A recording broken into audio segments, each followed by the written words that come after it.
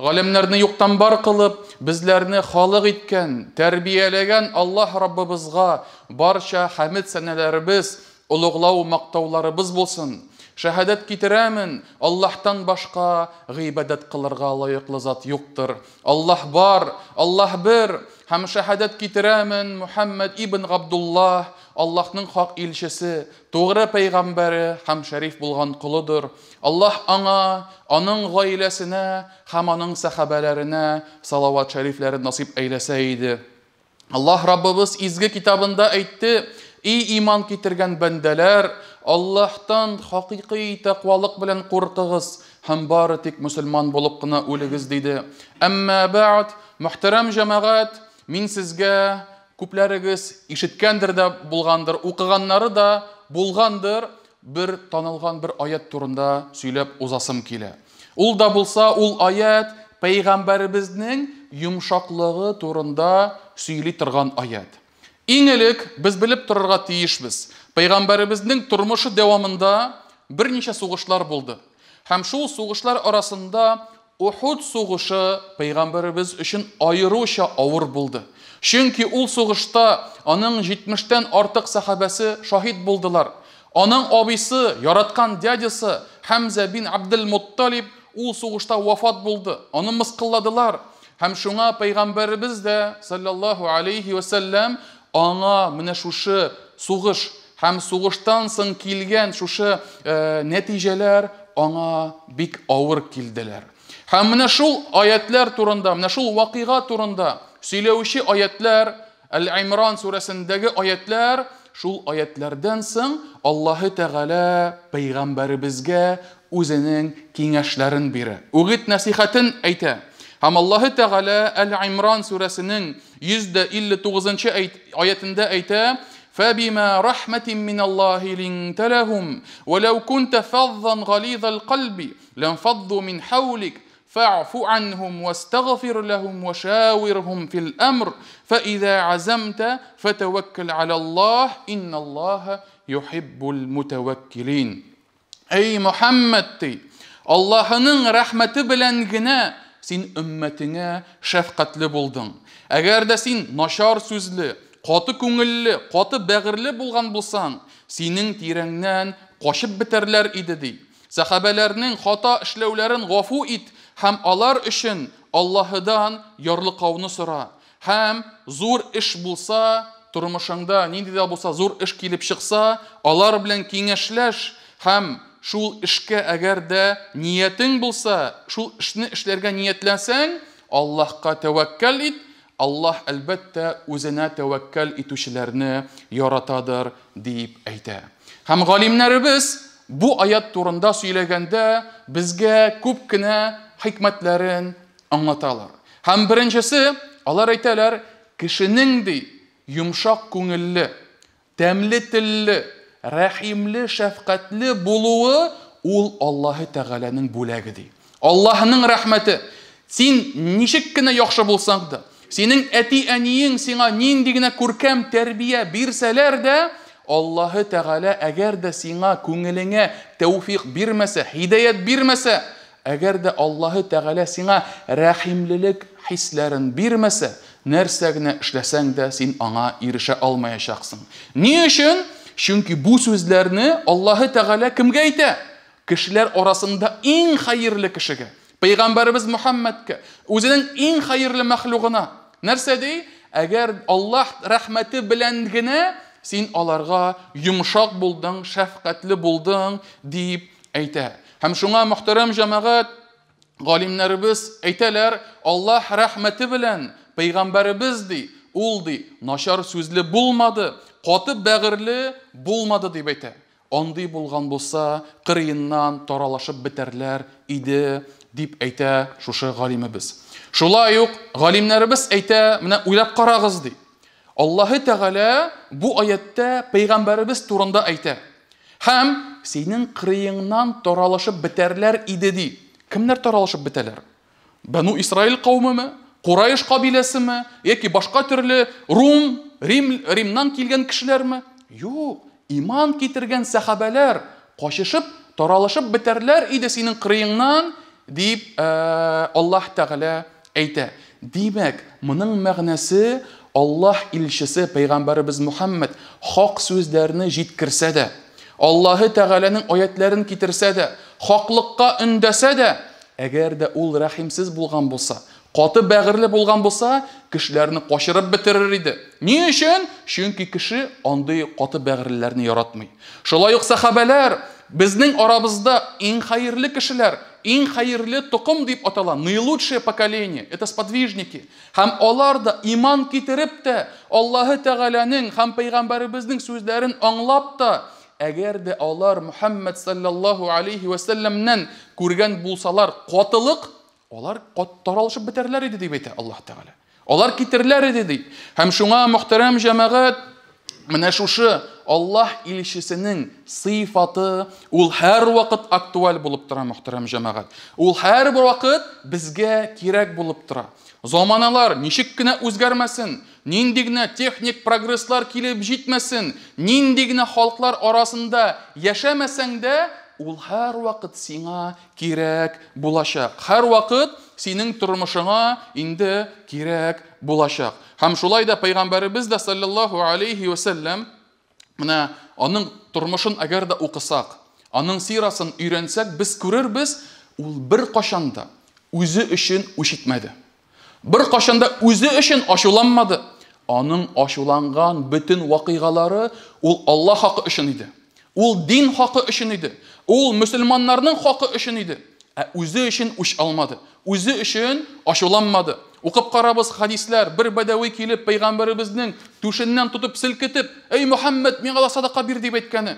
Искә төшерегез, Пәйгамбәребез саллаллаһу алейхи ва салламган хатынына телтеш тидерделәр. Һәм Аллаһ илчесе аларның күбесенә алар теге үчен алмады. Аларны "Мин сезне фәлән итәм, мин сезне төгән итәм" дип әйтмәде.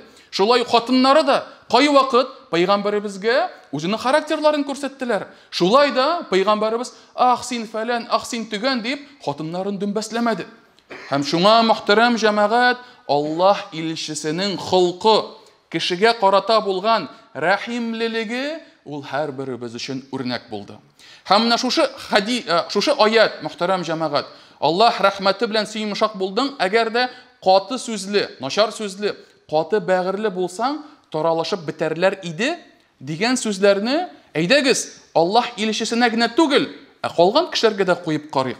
Әгәр дә син берәр җитәкче булсаң, берәр руководитель, берәр организатор, шул нинди дә булса, теге вазифаны алып торып, кул астында кешеләр булган булса, әгәр дә син начальник, әгәр дә син руководитель, әгәр дә син башлык, үзеңнең кул астындагы кешеләреңә начар сүзле, каты бәгырле булсаң, алар таралышып бетәрләр иде. Хак сүзме? Хак сүз, әлбәттә, мөхтәрәм җәмәгать.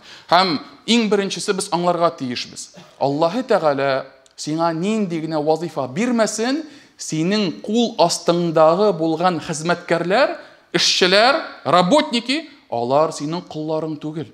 Куллык юк бүгенге көндә. Алар Аллаһы Тәгаләнең куллары. Һәм шуңа күрә, әгәр дә алар синең әшәклегеңә турыдан-туры җавап бирә алмасалар да, алар кайтып өйләрендә сиңа каршы дуа кылулар мөмкин. Аллаһы Тәгаләгә ялварып, "Я Раббым, мине кимсетте, миңа зулымлык күрсәтте, хакымны алды" дип дуа кылсаң, кем сине саклаячак?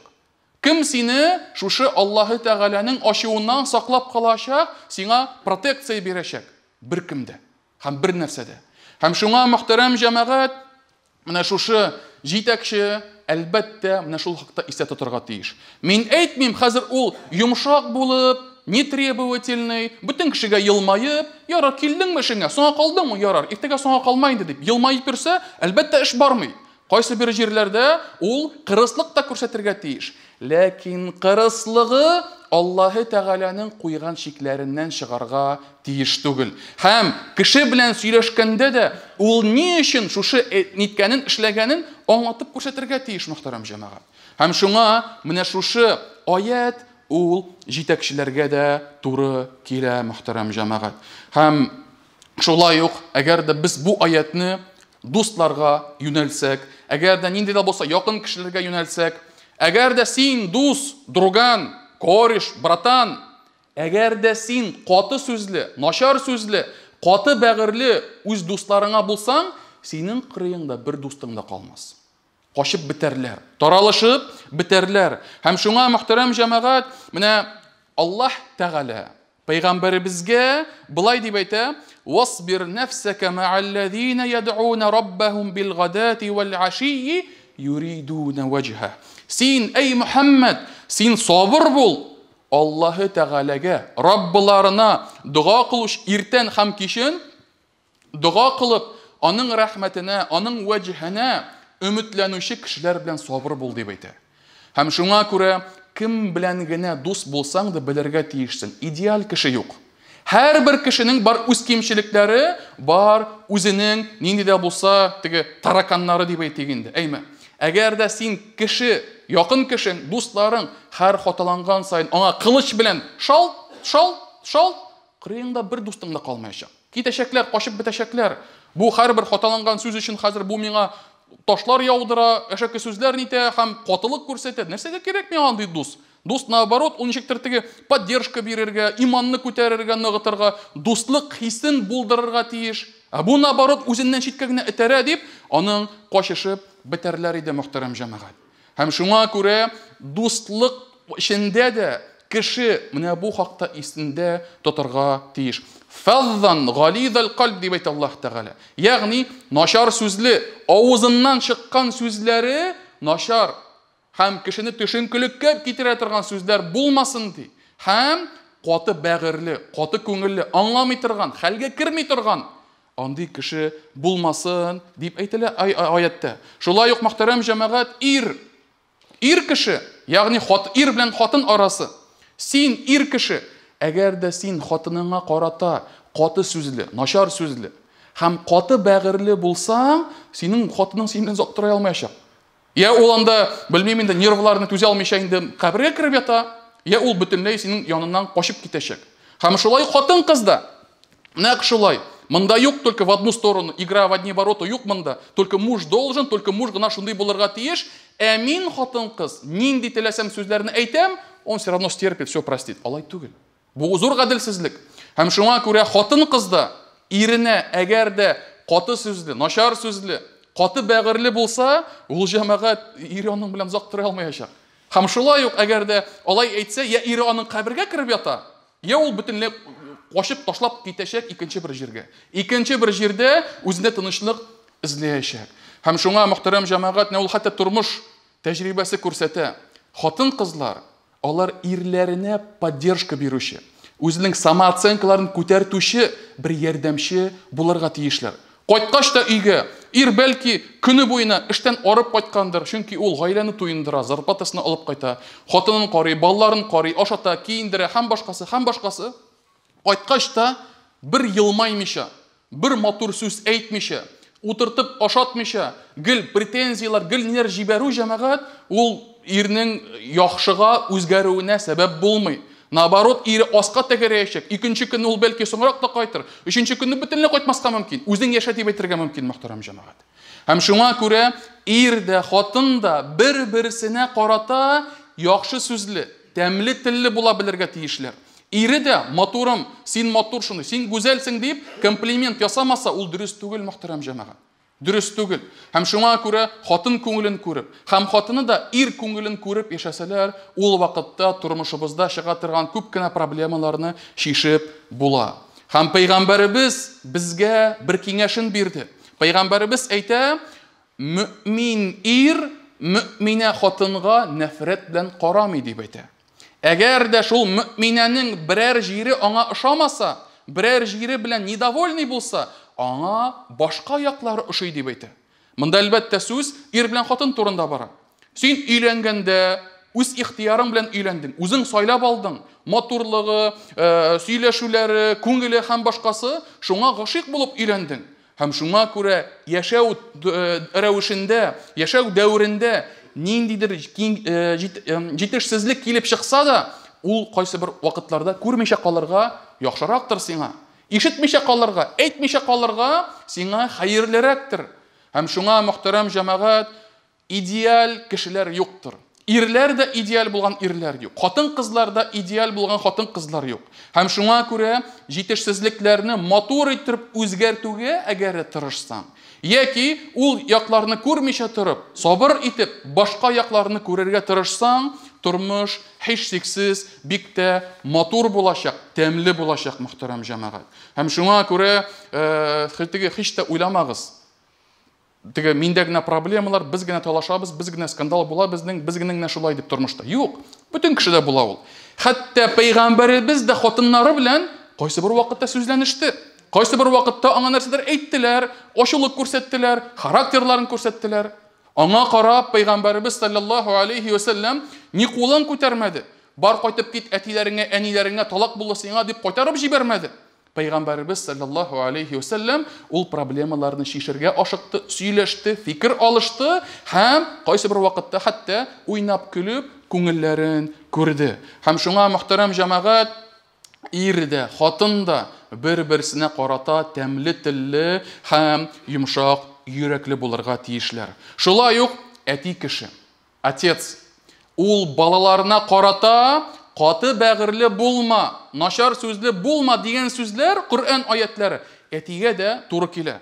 Әти кеше балаларыннан һәр хата күргән саен әгәр дә кычкырса, кайышын күтәрсә, таягын күтәрсә, бу балалар үсеп җиткәч әтиләре турында нәрсә исендә калырлар? Что они оставят в памяти своем об отце, который на каждую ошибку взрывался как вулкан и начинал сразу, и либо слова какие-то неприятные, там, очернял с ног до головы, и либо поднимал ремень и так далее. Что они скажут о своем отце, когда станут взрослыми? Хамул җәмәгать минем үземдә ишеткәнем бар. Үскәч, әтисе, әнисе турында сөйләгәндә, әти каты иде, әти эләктерә иде, әти сөйләшмәде, әти күңелне күрмәде. Менә әни әйе. Менә әни сөйләште, күңелне күрде дип әйтүчеләрне ишеткән барым җәмәгать. Әлбәттә, ул зур хата. Әти кеше андый булырга тиеш түгел. Балаларын үзенә дошман итеп тәрбияләргә тиеш түгел. Һәм шуңа күрә андый әйберләрне ишеткәч, без үзебезгә гыйбрәт алырга тиешбез. Балаларыңа аңлатырга кирәк. Балалар түгел, зур кешеләр дә, даже взрослые, аларның хаталарын әйткәндә бер көн исендә тота, икенче көн исендә тота, бер атнадан соң уже оныта. Син аңа әйтәсең, кардәш, алай эшләргә ярамый, бу хата. Все, аңладым, хәзрәт, бик зур рәхмәт. Бер көн йөри, ике көн йөри, өченче көнне нәкъ шул ук эшне эшли. Нәкъ шул ук хатаны башкара. Без зурлар турында әйтәбез. Балалар тагын да күбрәк. Балалар тагын да нирәк. Һәм шуңа мөхтәрәм җәмәгать, балалар белән эш иткәндә аларның оныта белү һәм аларны тәрбияләгәндә аларга сабыр була белү хисләре бездә булырга тиеш. Һәм без дә мөхтәрәм җәмәгать, балаларыбызга күркәм тәрбия биреп, аларның да кыямәт көнендә без вафат булгач, безнең өчен хәерле дугачы булсыннар дип тырышырга тиешбез. Һәм кыямәттә дә иң зур теләгебез үзебез, әти-әниебез һәм балаларыбыз белән җәннәт әһелләреннән булсак иде дип тырышырга, ашыгырга тиешбез. Шулай ук мөхтәрәм җәмәгать, бөтен кешеләр белән сөйләшкәндә дә, ул синең дустың булмасын ярар, ул синең туганың булмасын ярар, ул синең хатының, ирең булмасын ярар. Хәтта гади кеше белән сөйләшкәндә дә, син аңа әгәр дә начар сүзләрең белән бәрелсәң, син аны качырачаксың. Ул синнән китәчәк. Һәм алай гына түгел, Пәйгамбәребез саллаллаһу алейхи ва саллям андый кешеләр турында җәһәннәм әһелләреннән була дип килеп чыгуы мөмкин. Бер вакытны Пәйгамбәребезгә саллаллаһу алейхи ва саллям бер хатын турында әйттеләр. Эй Аллаһ илчесе, менә бер хатын кыз бар ди. Аның ди намазлары бик күп. Намаз укый. Күп уразаларын тота дип әйтә. Әмма ләкин ул ди күршләрен теле белән рәнҗитә дип әйтә. Күршләре белән ызгыша, талаша, фәлән, төгән дигән сүзләр белән аларның өстләренә яудыра. Аларны рәнҗитә ди. Һәм Аллаһ илчесе бу сүзләрне ишеткәч, ул җәһәннәмдә дип әйтә. Ягъни, әгәр дә шулай дәвам итсә, шушы халәтендә җәһәннәмдә булачак. Намазы да, уразасы да коткармаячак аны җәһәннәмгә керүдән. Шулай ук, шул ук хадистә Пәйгамбәребезгә икенче бер хатын турында әйттеләр. Эй Аллаһ илчесе, менә башка бер хатын бар ди. Аның намазлары да ул хәтле күп түгел. Монда сүз бара нәфил намазлары турында, фарыз намазлары турында бармый. Фарыз намазлары һәрбер мөмин мөселманга фарыз булып тора. Там нету чуть-чуть побольше. Юк, анда лимит бар. Фарызларны я син үтисең, я син үтәмисең. Шуңа күрә монда нәфил намазлары турында бара. Төнге намазлар һәм башкалары. Аның күп намазлары да юк дип әйтә. Күп нәфилләре дә юк ди. Һәм аның садакалары да, уразалары да бик күп түгел дигәч, әмма ләкин ул танышларына, күршеләренә сырны тарата дип әйтә. Сыр, әл-иқд. Ризыкны, ашамлыкны, сыр, шуны тарата дип әйтә. Шуны бирә дип әйтә. Шуның белән кешеләрне сөендерә һәм күршеләре белән телләшмый, күршеләре белән орышмый, талашмый дип әйтә. Шунда Аллаһ илчесе әйтә, бу хатын-кыз җәннәттә булачак дип әйтә. Ягъни, шушы халәтендә дәвам итсә, шушы изгелекләрен эшләсә, ул иншаллаһ турыдан-туры җәннәткә барачак дигән сүз. Һәм шуңа мөхтәрәм җәмәгать, нинди генә кеше белән сөйләшсәң дә, туганың булсынмы ул, күршең булсынмы, коллега булсынмы эштә мәсәлән, мөселман булсынмы ул, мөселман булмасынмы ул, bütün кешеләр белән сөйләшкәндә без җәмәгать беренчедән Аллаһы Тәгалә кушкан сүзләрне, каты бәгырьлелек, каты күңеллелек, начар сүзле булуны калдырырга тиешбез. Икенчедән, һәрбер мөселман ул исендә тотырга тиеш. Әгәр дә син берәр кеше белән сүзләнешсәң, берәр кеше белән талашсаң, каршыңда торучы кеше Мөхәммәд мине белән талашты дип әйтми, Ибраһим минем белән талашты дип әйтми, Айрат, Алмаз минем белән талашты дип әйтми. Ул нәрсә дип әйтә? Бородатый со мной поссорился дип әйтә. Он мне такое сказал ди. Мусульманин, молящийся, һәм башкасы дип әйтә. Ягъни, синең йөзеңдә ул bütün мөселман өммәтен күзалларга мөмкин. Һәм шуңа күрә безнең өстебездә икеләтә җаваплылык. Син әгәр дә минутная вспышка гнева, анда ачуың килде, кабарындың, ниттең, шул вакытта син белергә тиешсең, сине не оценивать только тебя, а оценивать всех твоих близких и всех мусульман. Һәм шуңа күрә Аллаһы Тәгалә һәммә безгә дә мөмин мусульманлыгыбызны күрсәтергә насип әйләсен. Аллаһы Тәгалә һәммә безнең дә күңелләребезне пакласын, авызларыбызны чистартсын һәм әдәп әхлакларыбызны яхшыртса иде. Aqulu ma tasma'un wa astaghfirullaha li wa lakum wa lisa'iril muslimina min kulli dhanb fastaghfiruhu innahu huwal ghafurur rahim.